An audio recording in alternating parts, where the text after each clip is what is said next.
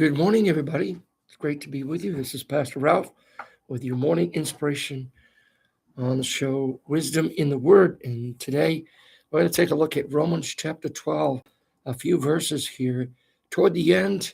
And I'm reading to you from the New King James version of that passage in Romans 12. It's a great chapter, and it starts out with some powerful admonitions from the Apostle Paul.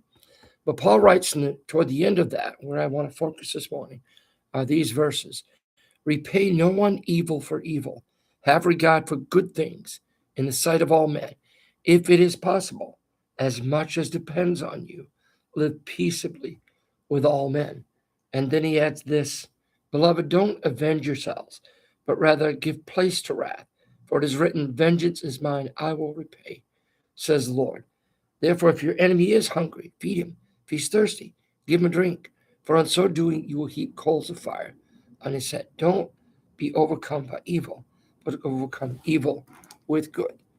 And it's like the line in the Sound of Music, just a spoonful of sugar, and the medicine will go down. And so if you don't attempt to live peaceably with all men, you're running the risk you'll make your situation worse, because the enemy loves nothing more than to get you riled up. So give place to wrath.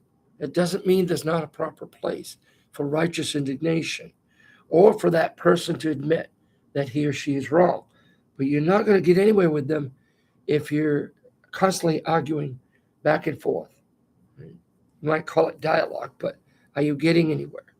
Forgive people their trespasses, even as we're forgiven our trespasses. The disciples' prayer, the Lord said to them. It wasn't the Lord's prayer.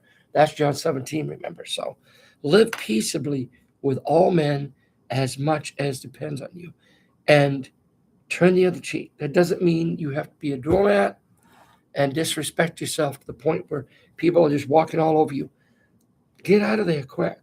Wipe the dust off your feet and move where you're going to grow, right? You don't need to be a target, a sitting duck for anybody. At the same time, don't take vengeance on them. Wait, give the Lord space to work and time.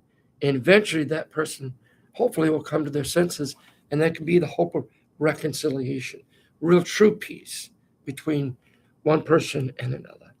It doesn't always happen. You can forgive. It's a choice. Nobody can take it away from you. But you can't force reconciliation because the other party has to respond. They don't always respond. So with that, I'll bid you adieu. Have a great day, everybody. God bless.